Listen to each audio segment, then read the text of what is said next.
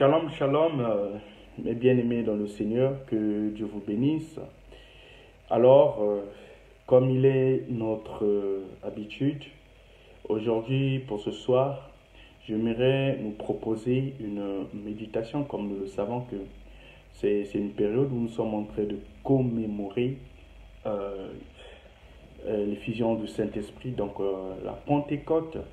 Alors, voilà pourquoi j'ai pensé faire ce partage de méditation. Donc là où tu te trouves, sois béni par le nom puissant de notre Seigneur Jésus-Christ. Mais avant tout, nous allons remettre ce moment de partage entre les mains de notre Seigneur Jésus-Christ. Voilà, là où tu es, je t'invite à la prière. Oui, éternel notre Dieu, nous te bénissons, Seigneur. Nous te disons merci, Seigneur, pour tes bienfaits que tu ne cesses de manifester dans nos vies. Oui, Seigneur, il t'a plu aujourd'hui que nous soyons comptés parmi les vivants de ce jour. Oui, Père, depuis ce matin jusqu'à ces instants, il y avait notre Dieu. Tu as dirigé notre vie et nous y maintenons en ta présence afin de contempler ta gloire, en ta présence pour être éclairé, en ta présence, éternel notre Dieu, pour que tu nous parles, oui. Seigneur, nous avons soif de toi. Voilà pourquoi que tu puisses être l'épicentre de ce moment, Père. Oui, que tu puisses être au centre de ce moment. Oui, sans toi, nous ne pouvons rien faire. Mais avec toi, Seigneur, nous ferons des exploits. Ce moment de méditation entre tes mains, Seigneur. Parle-nous, car nous avons soif de toi, Seigneur. Nous voulons t'écouter. Oui, cette parole qui nous vivifie, cette parole qui nous donne la force, cette parole, il y avait notre Dieu, qui nous montre quel est ce chemin que nous allons parcourir. Voilà pourquoi, Père, oui, cher Saint-Esprit, prends la disposition. Oui, Seigneur notre Dieu. Oui, sois au centre, au milieu de nous. Merci Seigneur. Parle car nous tes serviteurs, nous sommes là à t'écouter. Béni sois-tu au nom de Jésus. Amen. Bien-aimés dans le Seigneur, nous allons parler d'un sous-thème. Oui, en général, c'est le Saint-Esprit. Mais j'aimerais nous proposer un sous-thème qui se lie avec notre thème, intitulé comme suit: le compagnon intime de toute incarnation pour rétablir la gloire en nous. Donc nous allons parler de ce thème-là, le compagnon intime de toute incarnation pour rétablir la gloire en nous. Une question bien aimée dans le Seigneur qu'on peut se poser: mais qui est ce compagnon intime dans nos vies? Et d'où vient ce compagnon? Par quel moyen? Par quelle autorité? Par qui ce compagnon intime existe-t-il dans nos vies? Et pourquoi? Voilà ces questions qui nous poussent à une certaine réflexion. Et nous aurons nos réponses sur notre texte qui nous est proposé ce soir, et nous allons le lire par le nom de notre Seigneur Jésus-Christ. C'est ce texte, bien-aimé dans le Seigneur, tiré du livre des Actes des Apôtres, au chapitre 19, et nous allons juste lire le verset 2. Actes des Apôtres, chapitre 19, le verset 2. Lisons au nom glorieux de notre Seigneur Jésus-Christ. Avez-vous reçu le Saint-Esprit quand vous avez cru? Avez-vous reçu le Saint-Esprit quand vous avez cru? Ils lui répondirent: nous n'avons pas même entendu dire qu'il y ait un Saint-Esprit. Bien-aimés dans le Seigneur, en faisant lecture de ce verset, nous comprenons que c'est une question qui se pose, au sein d'une assemblée, et une question qui a reçu sa réponse, sa raison d'être au sein d'une assemblée, qui pose la question et à qui cette question est posée. a été posé. Paul, dans sa mission d'évangélisation, donc après la Pentecôte, après l'effusion du Saint-Esprit, voilà, nous savons que les hommes de Dieu, les disciples, les apôtres ont été imprégnés avec cette puissance dans l'évangélisation de Jésus-Christ pour annoncer la bonne nouvelle, pour annoncer le Christ ressuscité. Et en ce jour-là, Paul se trouve à Éphèse. Or, avant, les disciples qui ont cru au nom de Jésus-Christ ont été baptisés par le baptême de Jean. Donc, le baptême de Jean, mais ils n'avaient pas reçu le Saint-Esprit, le baptême du Saint-Esprit.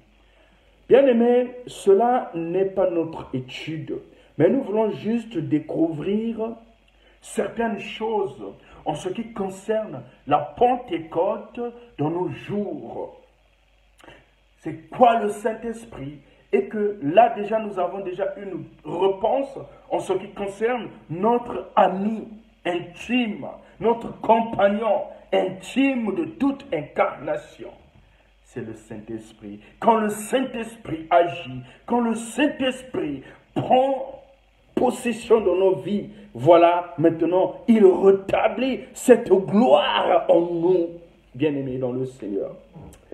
Cette gloire en nous qui se rétablit quand le Saint-Esprit agit dans nos vies, quand le Saint-Esprit est en nous. Et c'est ce qui s'est passé dans la vie des apôtres et dans la vie de toutes ces personnes qui ont cru à cette bonne nouvelle de Jésus-Christ.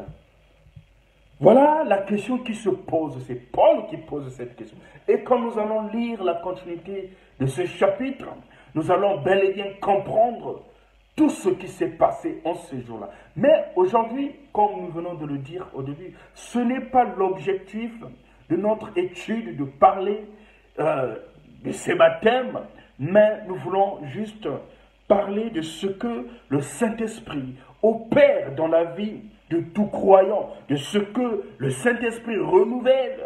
Donc, le réveil du Saint-Esprit dans nos vies. Et nous allons parler, comprendre le but, l'importance, l'objectif du Saint-Esprit. Et enfin, comment recevoir le Saint-Esprit. Voilà donc l'objectif de notre méditation, de notre étude de ce soir. Bien-aimés dans le Seigneur, comprendre notre itinéraire, repartons un peu plus loin de ce qui a été promis au sein des disciples de notre Seigneur Jésus-Christ. Oui, nous comprenons que, mes bien-aimés dans le Seigneur, Jésus a promis un consolateur. Jésus avait fait une promesse, donc après sa mort, nous le savons bien que notre Seigneur a été ressuscité. Ressuscité, et après quoi il est monté au ciel. Donc le jour où notre Seigneur a été élevé pour rejoindre son Père, pour aller nous préparer des places, le Père, notre Seigneur, avait fait une promesse au sein de ses disciples. Et cet événement a été marqué par ce que nous appelons la Pentecôte, donc 50 jours après sa mort. Mais la Pentecôte a encore une autre dimension, bien-aimée dans le Seigneur. Et c'est ce que nous voulons comprendre pour cette méditation. Jésus a promis à ses disciples que la venue de l'Esprit leur apparaîtrait de la puissance. Oui, Jésus a promis à ses disciples que la venue de l'Esprit leur apporterait plutôt de la puissance. Et qu'ensuite, ils seraient ses témoins sur toute la terre.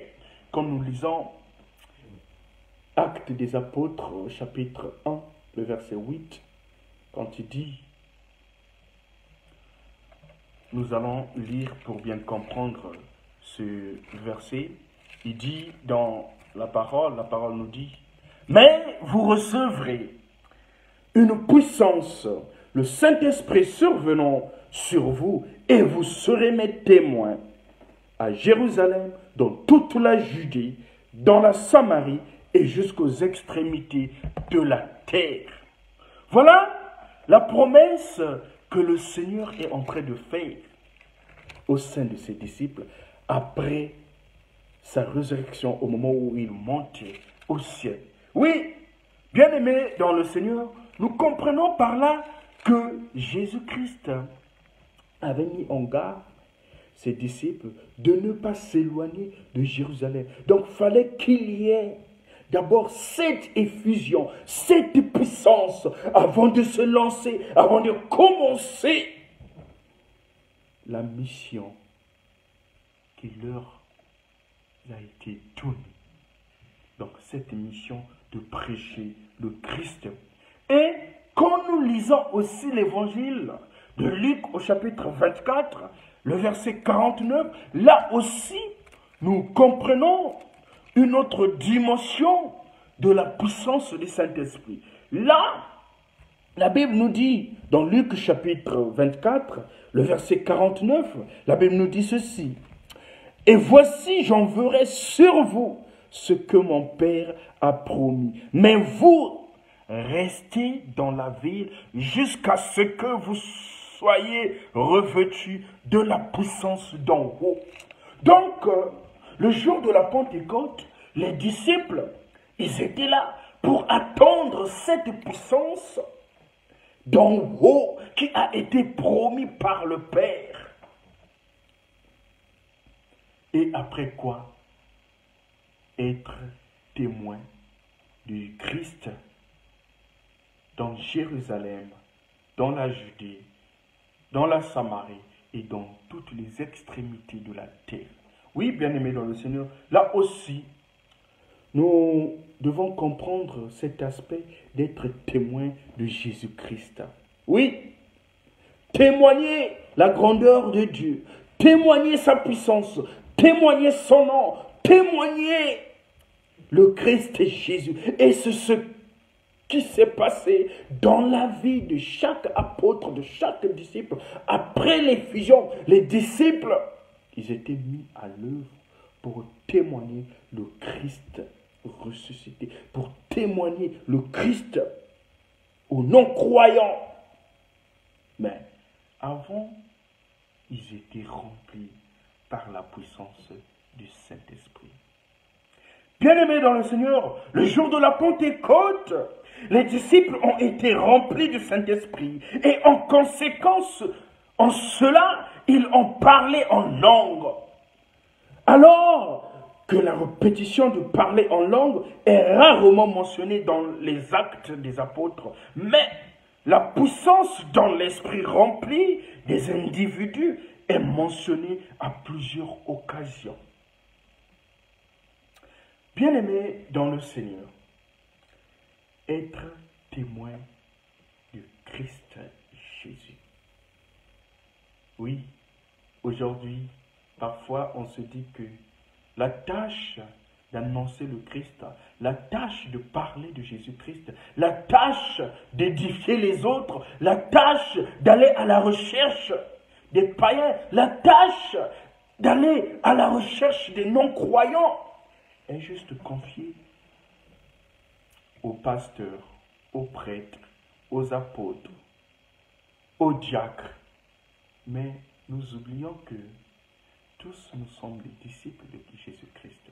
Et là où tu es, le fait de croire, quand tu as accepté le Seigneur Jésus comme Seigneur et Sauveur dans ta vie, vous avez cette audace de prendre courage, de témoigner le Christ dans votre vie, de ce que le Christ opère, de ce que le Christ a fait dans votre vie pour témoigner sa grandeur aux autres. Voilà l'objectif d'un chrétien, l'objectif d'un disciple de Jésus-Christ. Comment nous pouvons comprendre cet aspect d'être témoin de Christ? disciple, en tant qu'apôtre, en tant que serviteur de Dieu. Oui, bien-aimés dans le Seigneur, et nous comprenons que ici, il y a deux dimensions. Oui, deux dimensions engendrées par la Pentecôte en ce qui concerne être rempli du Saint-Esprit. Nous devons comprendre ça. Nous devons comprendre cette expression en deux dimensions. Être rempli du Saint-Esprit. Bien-aimé dans le Seigneur. Dans le premier cas, être rempli du Saint-Esprit, mes bien-aimés dans le Seigneur, fait référence, donc fait essentiellement référence, nous ramène à une vie placée sous la seigneurie de l'Esprit. Une vie placée sous la seigneurie de l'Esprit. Donc, c'est-à-dire porter le fruit de l'Esprit. Quand nous lisons dans l'épître de Paul aux Éphésiens, au chapitre 5, le verset 18, oui, on peut faire la lecture. Éphésiens chapitre 5, Éphésiens chapitre 5, le verset 18. La parole de Dieu nous dit ceci. Ne vous enivrez pas de vin, c'est de la débauche. Soyez au contraire remplis du Saint-Esprit. Voilà. Donc, portez le fruit du Saint-Esprit. Donc, le Saint-Esprit. Et par la suite, par contre, les autres occasions font référence à un afflux soudain de capacité et de puissance au service du royaume. Et c'est ce qui s'est fait le jour de la Pentecôte. Ce que les Actes des Apôtres au chapitre 1, le verset 8, nous déclarent, nous parle, que les apôtres, les disciples ont été remplis par la puissance du Saint-Esprit. Et c'est ce qui a mis en eux cette force engendrée en eux, cette force, cette opportunité. Donc l'Esprit leur a donné la puissance au service du royaume. Et c'est ce qui se manifeste maintenant en Actes chapitre 2, le verset 14, où tous les disciples étaient réunis et tous ceux qui ont cru à Christ ont été remplis du Saint-Esprit. Donc, voilà comment nous pouvons comprendre les deux dimensions de l'effusion du Saint-Esprit dans la vie des apôtres. Être rempli du Saint-Esprit, porter le fruit de l'Esprit.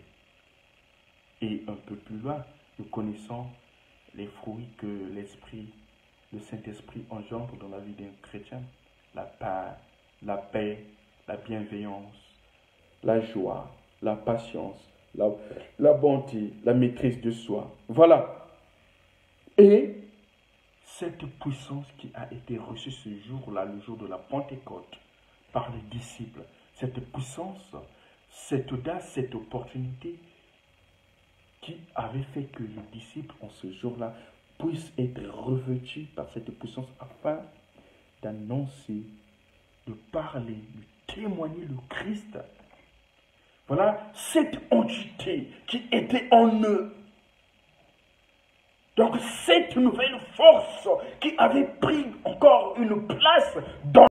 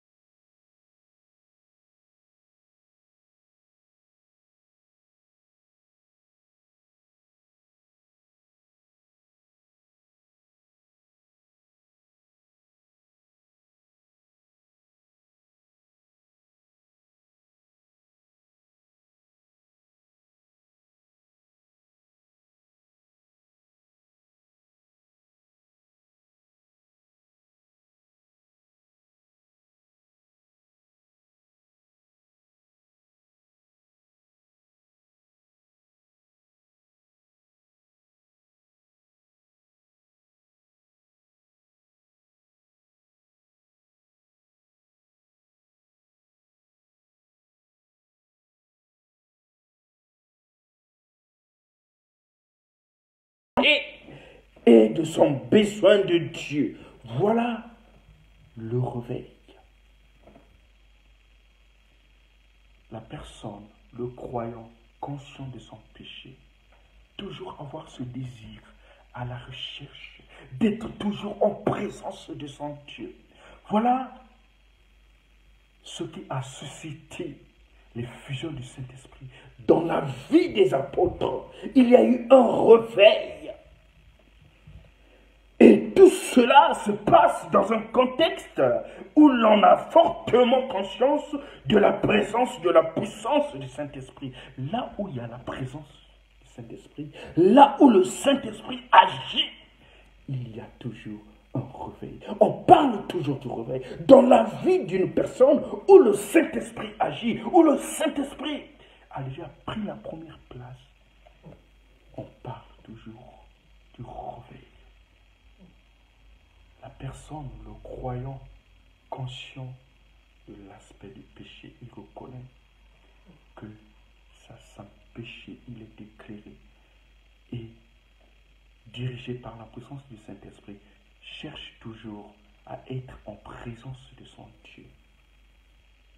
Oui, je me rappelle, dans la communauté où je confesse le Christ Jésus, dans les années 47, on parle du réveil dans l'église évangélique du Congo. Mais je vous dis, mes bien-aimés dans le Seigneur, au moment où il y a eu ce réveil, les chrétiens, les fidèles, en ce temps, ils ont eu la crainte du péché. Chacun a accepté l'acte qui a été posé dans sa vie. Il disait que moi, voilà ce que j'ai. Donc, aux yeux de tout le monde, la personne accepte avec certitude ses fautes. La personne se convertit. La personne reconnaît son état physique, son état de spiritualité. Voilà la crainte de l'Éternel.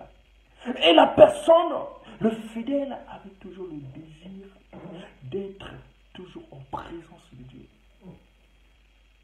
Voilà ce qui a suscité le réveil dans l'église évangélique du Congo. Mais on se pose la question, et aujourd'hui, où sont ces fruits engendrés par ce réveil? Est-ce que les fidèles, les chrétiens de l'EC ont toujours gardé les mêmes principes, la même attitude? Et ce que s'est passé depuis l'année 47, je dirais le contraire. Aujourd'hui, l'homme n'a plus peur de Dieu, n'a plus la crainte de l'Éternel. Oui, l'homme, le fidèle, n'a plus la crainte de l'Éternel. Et là, je vais parler en général du christianisme. Avec la corruption de ce monde, avec tout ce qui se passe maintenant dans notre monde, la personne n'a plus la crainte de l'Éternel. Et comment voulons-nous qu'il y ait un réveil? La personne n'a plus cette opportunité d'accepter son tort, d'accepter ses péchés, de se rapprocher de l'Éternel en toute vérité, en toute sincérité, avec cette piété que l'Éternel cherche en nous. Oui, bien-aimés dans le Seigneur, nous devons comprendre cela. Voilà. Et quand il y a réveil, il y a toujours, on parle du développement dans tous les sens, que ce soit dans l'économie, que ce soit dans la spiritualité, que dans tous les domaines de notre vie, il y a toujours un développement. Aujourd'hui, on parle maintenant des crises dans nos communautés chrétiennes. Voilà, dans telle communauté, rien ne marche maintenant, tout est athée.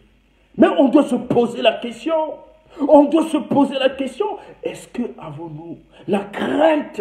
Est-ce que cherchons-nous cette face de l'Éternel en toute vérité? Voilà pourquoi revenons à la vraie parole. Faisons recours à la vraie parole de Christ. Confessons Christ en toute vérité. Oui, confessons Christ en toute vérité.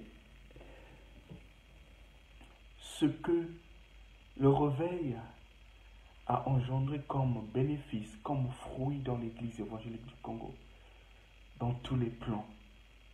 Oui, tout est maintenant à terre. Tout est maintenant à terre. Une communauté bénie de Dieu, où on parlait, oui, des usines, des menuiseries, des fermes, des écoles, des bergeries, des porcheries. Oui, aujourd'hui, ces choses n'existent plus et on se pose des questions. Ben oui, juste, on doit revenir à la vraie parole de Christ Jésus. Revenons à la vraie parole. Avoir la crainte de l'Éternel. Et aujourd'hui, il y a certains actes qui se posent dans nos communautés, même au niveau des serviteurs. Même au niveau des serviteurs. Là, je parle en général du christianisme. Nous allons entendre tel pasteur, on l'a retrouvé dans un hôtel avec la femme peut-être de son fidèle.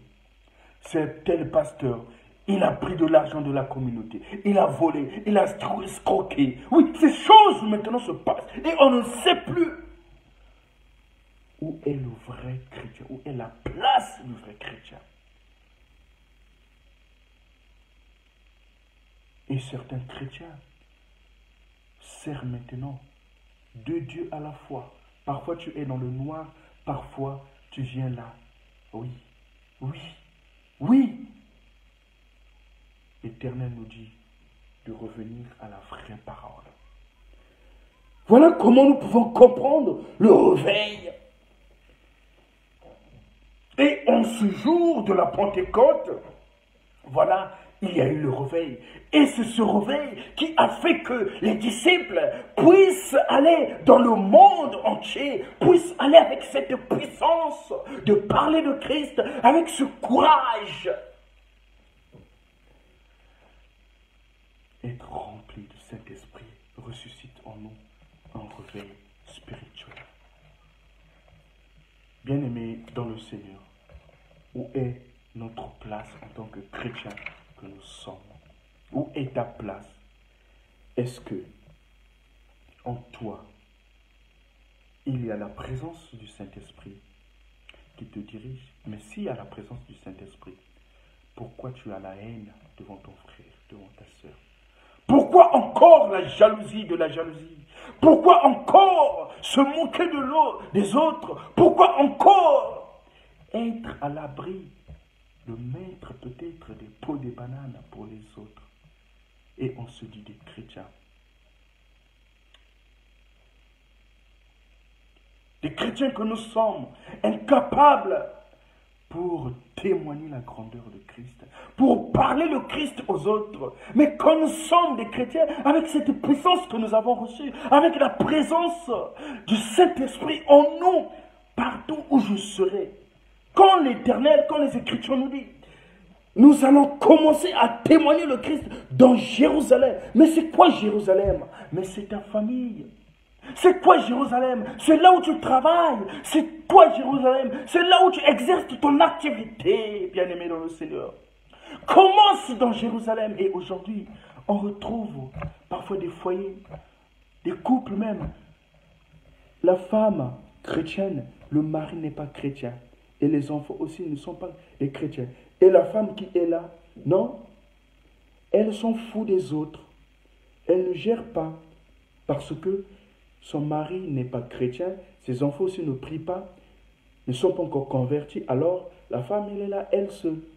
Bien-aimé, si tu es dans ce cas-là, aujourd'hui l'Éternel te dit, commence à témoigner le Christ dans Jérusalem, dans ta maison.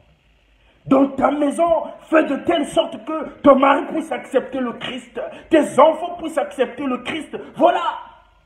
Jérusalem, avant d'y partir, avant de sortir, dans ta famille, peut-être tu es le seul chrétien, mais les autres ne sont pas des chrétiens. Ils sont encore égarés, des âmes égarées. Mais le Seigneur a fait que toi tu puisses être là pour les éclairer, pour les ramener, pour ramener ta famille à Christ par ton témoignage. Mais aujourd'hui, on voit ces cas dans notre vie quotidienne, dans notre environnement. Parfois aussi, c'est le mari qui est chrétien. La femme, elle n'est pas encore convertie. Bien-aimé, si tu es dans ce cas-là, voilà l'Éternel te dit, sois son témoin. Parfois, c'est le fils, les enfants qui se sont convertis et les parents jusqu'aujourd'hui ne sont pas encore convertis. Bien-aimé frère, bien-aimé ma soeur, oui, le Seigneur te dit, prends ce courage, témoigne ce Jésus-là. Témoigne le Christ dans ta famille, dans ta maison, là où tu travailles. Témoigne le Christ. Voilà, être témoin dans Jérusalem. Et après, aller partout. Partout où j'irai, partout où je passerai, partout où je vais marquer ma présence, je dois témoigner de ce Jésus-là. Voilà, être passionné. Voilà comment un chrétien, un disciple rempli par la puissance de Jésus-Christ, par la puissance de Christ, comment il doit se comporter. Être témoin partout.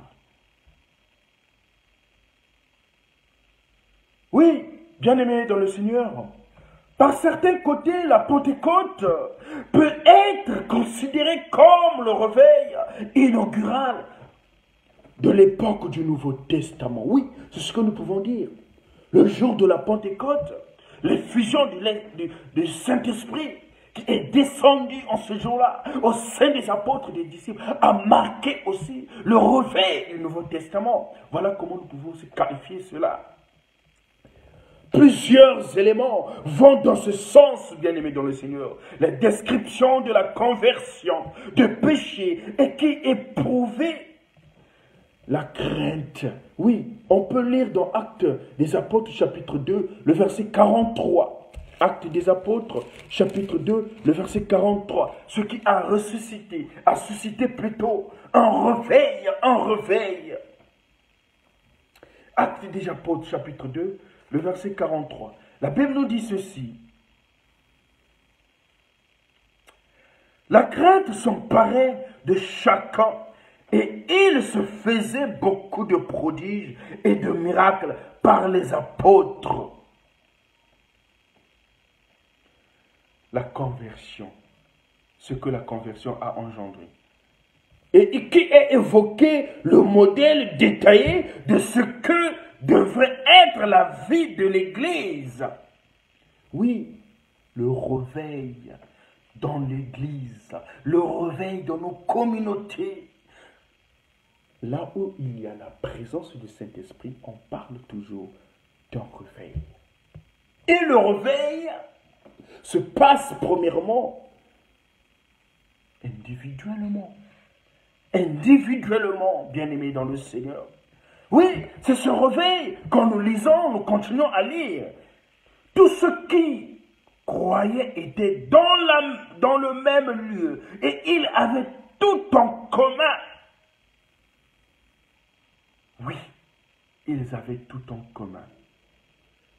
Ils persévéraient dans l'enseignement des apôtres, dans la communion fraternelle, dans les fractions du pain et dans les prières.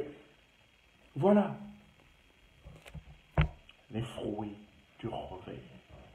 Cherchez toujours à être en présence de Dieu, avoir la crainte. La crainte, est-ce qu'aujourd'hui, on peut parler encore de la crainte dans la vie des chrétiens d'aujourd'hui? Bien-aimés, revenons à la vraie parole. C'est ce que l'Éternel veut de nous. Oui, bien-aimés, dans le Seigneur, aujourd'hui, nous pouvons prendre le cas du confinement que nous avons subi. Pour certains pays, 3 mois. Pour certains pays, peut-être 4 mois. Et là, certains pays sont déconfinés.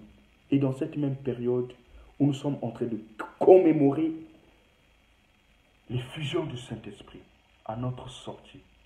À notre sortie, bien-aimés dans le Seigneur, serons-nous capables à témoigner le Christ? À notre sortie du confinement, Serons-nous capables à témoigner le Christ? Oui, bien-aimés frères, c'est ce que l'Éternel veut de nous.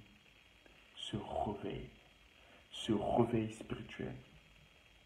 Oui, c'est ça le réveil qui a marqué le temps des apôtres,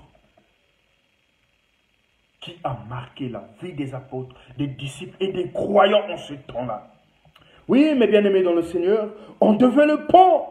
Un peu plus loin, la métaphore du déversement de l'eau, nous pourrions dire que le réveil est la libération de l'énergie sous pression de l'Esprit de Dieu, qui va briser les digues qui ont été érigées au sein de la communauté ou dans les individus pour l'empêcher de convaincre et de convertir. C'est ce qui s'est produit à la Pentecôte et lors des réveils qui ont suivi. Bien-aimés, le réveil brise tous les liens du diable. Le réveil brise tous les éléments que l'ennemi a installés dans ta vie, tous les éléments que le malin avait installés dans ta vie au moment où le compagnon intime de toute incarnation s'installe dans ta vie, s'installe dans nos communautés, prend place dans nos églises. Bien-aimés dans le Seigneur, ce compagnon rétablit ce qu'on appelle la gloire de l'Éternel dans nos vies. Si quelqu'un est en Christ, il devient une nouvelle créature. Les choses anciennes sont passées. Voici, toutes choses sont devenues nouvelles. Ce n'est plus moi qui vis, mais c'est le Christ qui vit en moi. Remettons toujours la première place dans nos communautés à Christ Jésus. Oui, mes bien-aimés, remettons toujours la première place de nos communautés à Christ, serviteur de Dieu. Chrétiens que nous sommes, remettons toujours la première place à Christ Jésus.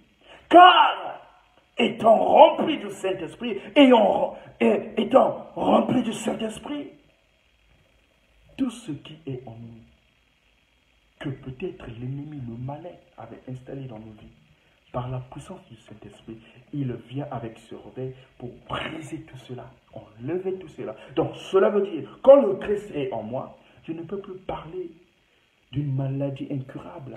Quand le Christ est en moi, l'hypertension ne peut plus exister dans ma vie. Quand le Christ vit en moi, le malheur ne peut plus exister dans ma vie. Quand le Christ vit en moi, les maladies chroniques ne peuvent plus avoir vie dans ma vie, place dans ma vie. Quand le Christ vit en moi, il doit être à l'aise, en bonne santé. Le compagnon intime de toute incarnation. Voilà la gloire de l'Éternel qui agit dans nos vies au moment où nous sommes remplis par la puissance du Saint-Esprit. Nous sommes toujours éclairés. Nous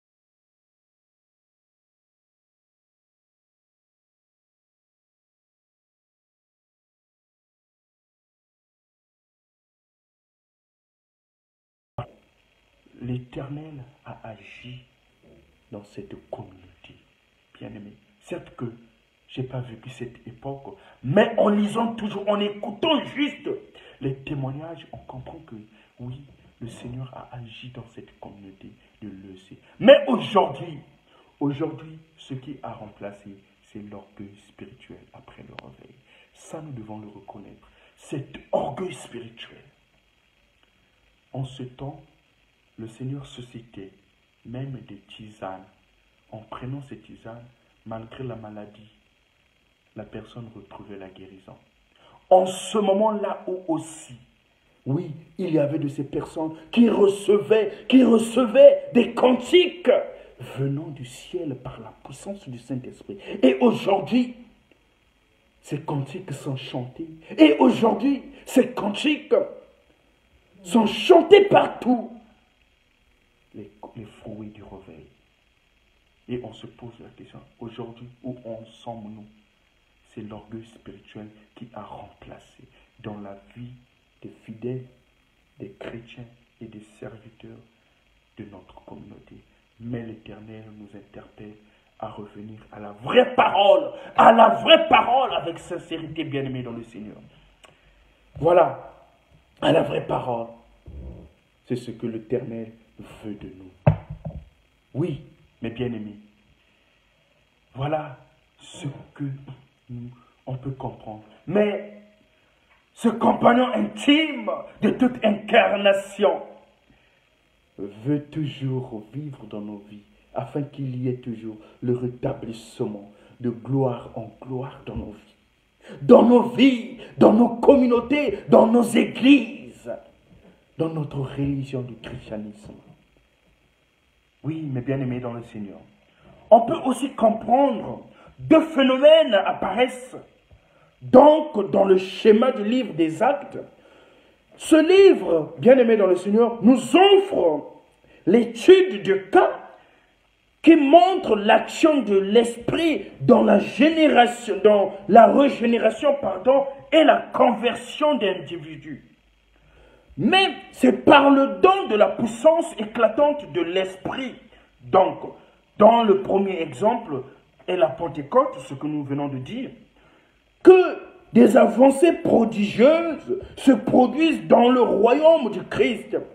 Bien-aimés, l'effusion inaugurale de l'esprit crée des vagues dans le monde entier à mesure que l'esprit continue à venir avec puissance. La Pentecôte est l'épicentre, mes bien-aimés dans le Seigneur.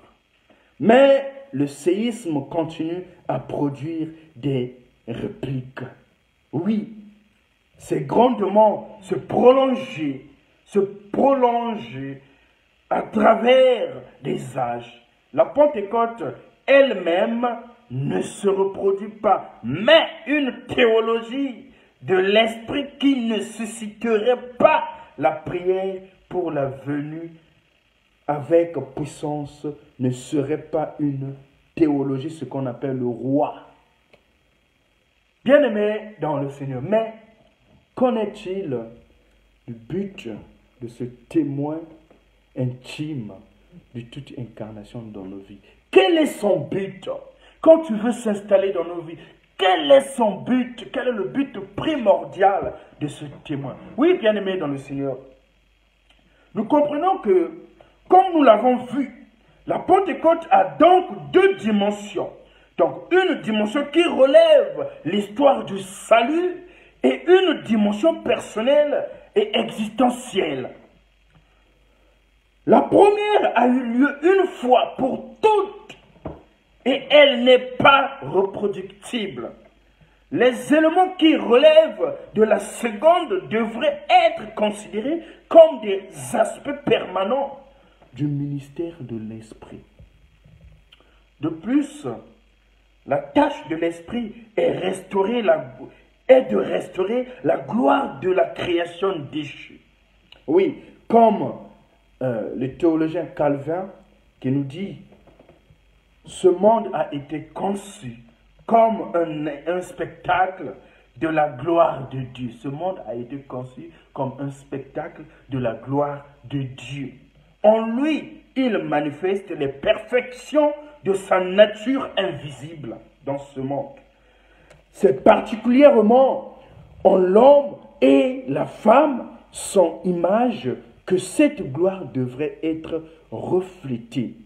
Mais ils ont refusé de glorifier Dieu, quand nous lisons l'épître de Romains au chapitre 1, le verset 21. Si tu as le temps, tu peux faire la lecture de cet épître pour comprendre ce reflètement. Ils ont sué le reflecteur, Romains chapitre 1, le verset 28. Et ils n'ont pas été à la hauteur de sa gloire. Romains chapitre 3, le verset 23. Mais maintenant, en Christ qui est le rayonnement de sa gloire, cette gloire est restaurée, mes bien-aimés dans le Seigneur. Il est devenu chair pour nous et il a été ensuite élevé dans la gloire. Bien que dans notre chair, le but, dans notre chair, oui. Bien-aimés, le but eschatologique de la création a été réalisé en lui, donc en Christ, qui en est les prémices aujourd'hui. Voilà pourquoi l'envoi de son esprit, donc le compagnon intime de toute incarnation pour rétablir la gloire en nous, dans nos vies. Voilà pourquoi maintenant, il avait fait cette promesse, il nous a envoyé cet esprit. Et c'est à nous de recevoir cet esprit, de recevoir le Christ, afin que nous puissions être remplis par la puissance du Saint-Esprit. Oui. Et c'est ainsi que nous tous, qui, le visage découvert, contemplerons, nous contemplons comme dans un miroir la gloire du Seigneur. Nous sommes transformés, oui, bien-aimés, nous sommes transformés quand nous contemplons cette gloire de l'Éternel en son image, dans une gloire dont l'éclat ne cesse de grandir. C'est là l'œuvre du Seigneur, c'est-à-dire l'Esprit. L'Esprit, voilà l'œuvre de l'Éternel. Voilà pourquoi le but primordial, le but meilleur de l'Esprit, d'être rempli du Saint-Esprit, est que l'Esprit a donné. Donc, n'est donc rien de moins que la reproduction de l'image de Dieu. La reproduction de l'image de Dieu. Voilà le but primordial. C'est-à-dire la transformation à la ressemblance du Christ, qui est lui-même l'image de Dieu. On est transformé à l'image de Christ, qui est lui-même la ressemblance de Dieu. Voilà pourquoi il nous dit, soyez mes imitateurs. Aujourd'hui, quand on reçoit le Christ comme Seigneur et Sauveur dans nos vies, nous sommes à l'image de Christ et nous contemplons cette gloire. Nous sommes rayonnés par cette gloire. Voilà pourquoi, bien-aimés dans le Seigneur, recevoir l'Esprit, c'est être introduit dans les effets de ce ministère permanent. As-tu déjà reçu le Christ comme Seigneur et Sauveur dans ta vie? Désires-tu recevoir le Christ dans ta vie? Veux-tu être rempli du Saint-Esprit? Au regard de tout ce que nous venons d'écouter, bien-aimés, Jésus-Christ dit, venez à moi tous qui êtes fatigués, chargés, et je vous donnerai du repos. Il dit encore, voici, je me tiens à la porte. Si quelqu'un entend ma voix, qu'il ouvre, j'entrerai chez lui, je souperai avec lui, lui avec moi. Voilà cet appel. Le Christ est là, toujours patient pour toi, toujours fidèle pour toi, parce qu'il a cet amour. Il ne veut pas que tu puisses périr. Il ne veut pas que tu puisses te perdre. Il ne veut même pas que tu puisses te perdre. Voilà pourquoi le moment est là. C'est encore possible. C'est encore possible. Veux-tu recevoir le Christ? Veux-tu marcher dans l'intégrité? Tu veux être rempli du Saint-Esprit? Voilà maintenant l'opportunité qui nous est donnée. Voilà l'opportunité qui nous est donnée, bien-aimés dans le Seigneur. Accepte Christ comme Seigneur et Sauveur dans ta vie. Oui, bien-aimés dans le Seigneur, recevoir le Saint-Esprit. Le Nouveau Testament décrit l'intégration à la communion du Saint-Esprit selon 2 points de vue. Nous allons comprendre juste 2 points de vue pour recevoir le Saint-Esprit. Oui, le don divin et la réception humaine. Le don divin et la réception humaine. Donc, l'Esprit est donné par le Père. L'Esprit est donné par le Père. Quand nous lisons l'évangile de Luc chapitre 11, le verset 13, l'Esprit est donné par le Père. Mais il est aussi reçu par l'individu. L'évangile de Jean, chapitre 7, le verset 39. Actes chapitre 19, le verset 2, ce qui était le texte de notre étude. Donc, les personnes, les croyants ont reçu l'Esprit et ils étaient remplis par la puissance du Saint-Esprit.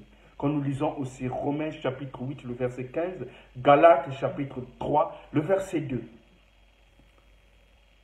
Dans le seul passage où il réfléchit à l'aspect psychologique de cette réception, Paul indique que se produit en écoutant avec la foi la bonne nouvelle que vous avez entendue. Cette production agit par rapport à la bonne nouvelle que vous avez entendue avec foi. Voilà, Galates chapitre 3, le verset 2 et 5. Et non parce que vous observez la loi, mais c'est par la foi, avec la foi de la bonne nouvelle que vous avez entendue. Voilà comment nous sommes remplis comment nous recevons cette plénitude, être remplis par la puissance du Saint-Esprit. Oui, l'Esprit est reçu dans le cadre de l'adhésion à la foi en Christ le Seigneur. Donc pour Paul, la règle générale de l'expérience dans le monde païen ne met pas de séparation entre la réception de l'Esprit et l'union avec le Christ par la foi, bien aimé dans le Seigneur. C'est en croyant en Christ que l'on reçoit l'Esprit du Christ. C'est en croyant en Christ que l'on reçoit l'Esprit du Christ. Accepter Christ comme Seigneur et Sauveur, donner sa vie à Christ par la foi. C'est là où on reçoit le Saint-Esprit, parce que le Saint-Esprit est donné par le Père. Car la foi en Christ amène avec elle la réalité de la réception de l'habitation du Christ. Cette foi emmène cette réalité que le Christ puisse demeurer dans votre vie, siéger dans votre vie, fonder son habitation dans votre vie. Et c'est là où le Christ maintenant vit en vous. Il s'agit de la même réalité que celle de la réception de l'habitation de l'Esprit. Puisque c'est en l'Esprit que le Christ vient demeurer en nous, la façon dont Paul combine l'habitation du Christ et l'habitation de l'Esprit en Romains chapitre 8, le verset 9 à 10, nous comprenons que là, Paul montre clairement que ces deux réalités sont une du point de vue de l'économie divine et de l'expérience de l'individu. La seule façon de recevoir l'Esprit, mes bien-aimés dans le Seigneur, est donc de recevoir le Christ par la foi. Oui, par la foi, on reçoit le Christ par la foi. Avoir le Christ, c'est avoir l'Esprit. Quand nous vivons selon le Christ, nous marchons selon le Christ et nous marchons aussi selon l'Esprit. Oui, bien-aimés dans le Seigneur, qu'en est-il de notre position par rapport à notre vie chrétienne? Est-ce que nous marchons selon le Christ? Est-ce que nous avons le Christ? Est-ce que nous avons l'Esprit? Est-ce que la présence du Saint-Esprit existe encore dans nos communautés, dans nos différentes communautés? Est-ce que la présence du Saint-Esprit existe encore encore de notre Église dans l'EC. Oui, bien aimé dans le Seigneur, on doit se poser cette question. Est-ce que réellement nous vivons le Christ? Nous vivons le Christ ressuscité? Est-ce que réellement les fidèles, chaque fidèle, vit le Christ? Voilà. Quand on parle vraiment du réveil communautaire, du réveil dans une assemblée, d'abord individuellement, je dois me poser cette question. Bien-aimé, marches-tu selon l'Esprit? Est-ce que ce compagnon intime de toute incarnation a sa place dans ta vie? Est-ce que, oui, ce compagnon intime de toute incarnation se manifeste dans ta vie? Est-ce que cette gloire, tu vis cette gloire, bien-aimé? C'est le moment de réfléchir. C'est le moment de vivre la vraie parole. Et c'est le moment de marcher selon cet esprit. Être rempli par la puissance du Saint-Esprit. Oui, si ce compagnon intime de toute incarnation vit en moi, oui, on doit ressentir le rétablissement de cette gloire en nous, dans ma vie. Et je dois ressentir, moi personnellement, le rétablissement de cette gloire. Et je dois être, premièrement, le témoin de Christ avec courage, vivacité, puissance de témoigner le Christ partout où je serai. Refléter ce rayonnement, cette gloire partout où je serai, où je vais marquer ma présence. Bien-aimé dans le Seigneur, voilà pourquoi, en ce moment propice, oui, j'aimerais lancer cet appel. Si tu es là, oui, si tu es là, peut-être avec ta vieille vie, au début, tu marchais selon les principes, selon la parole, selon le Christ, que tu sois serviteur de Dieu, que tu sois pasteur, prêtre. Oui, à un certain moment, tu étais tombé et tu ne ressens plus cette présence du Saint-Esprit dans ta vie. Tu ne ressens plus cette puissance du Saint-Esprit dans ta vie.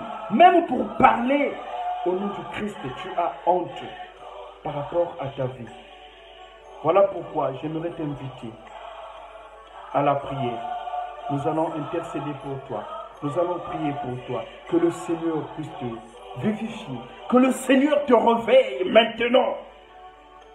Peut-être aussi, jusqu'alors, tu n'as pas encore accepté le Christ comme Seigneur et Sauveur de ta vie. Voilà, je lance cet appel. Là où tu es, bien-aimé, là où tu es, ne manque pas cette opportunité. Saisis cette opportunité où le Saint-Esprit veut siéger dans ta vie. Où le Seigneur veut te remplir par sa puissance, par la puissance du Saint-Esprit, afin que tu sois témoin.